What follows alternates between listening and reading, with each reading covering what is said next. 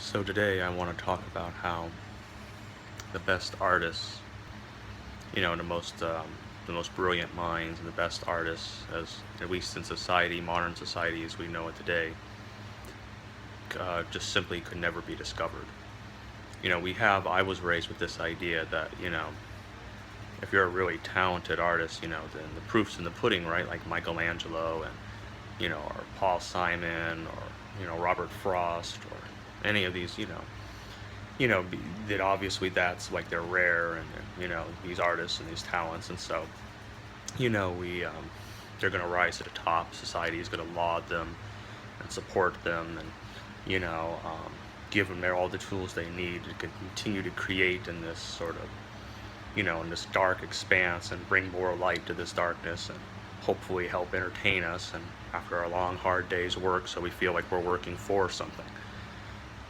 And I've just, over time, I've come to the conclusion that most people really don't care about art and really don't understand art. And what's more is that many of the ideas of art that, like a questioning of our existence, a realization that life can be more than just your routine,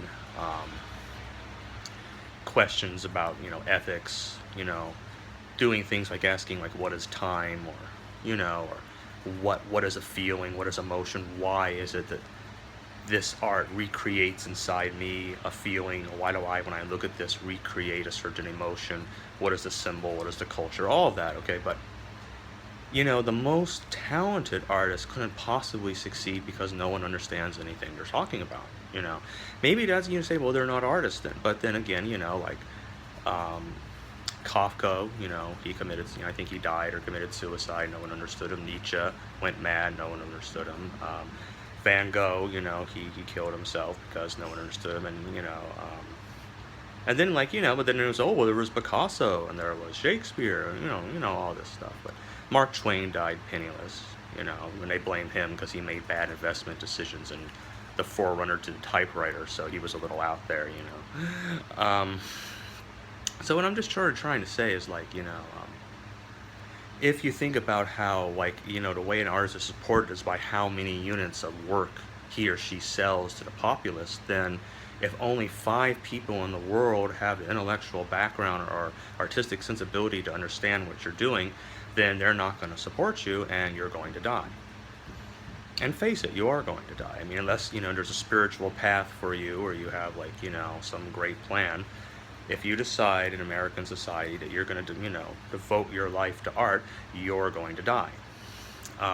And they're very proud to tell you that. I mean, I've had people tell me I'm a loser for spending my time working on pictures and photos all day long. Modelmayhems.com/DKSmedia, DKSmediasolutions.com, Flickr.com/DKSmedia. This is my initials, DKS, and then media, all lowercase. So anyway, I've had people tell me I was a faggot because I spent all my time working on pictures and pretty, digital pressing.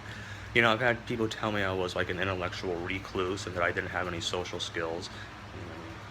And, it's just like, it just goes on and on, I'm just sort of saying, well, I devoted my life to art, and then I've heard something, I have like over 1.5 million views or something on all these photos that I have out there, and cumulative totals on Flickr and other places, and I tell this to one, well, that's just what I do. And he says, yeah, but you don't make it pay.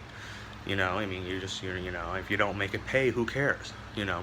And that's sort of what I mean. I mean, you see, if you don't make it pay, who cares? So if it doesn't fit within, the confines of what everyone says is what art is, which changes every 10 years. The Hollywood portraits of the beautiful Hollywood years are not the same as the slick magazine things we got going now, okay?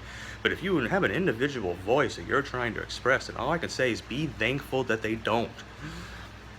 Okay? Be thankful they leave you alone, okay? Because you don't want anything to do with them.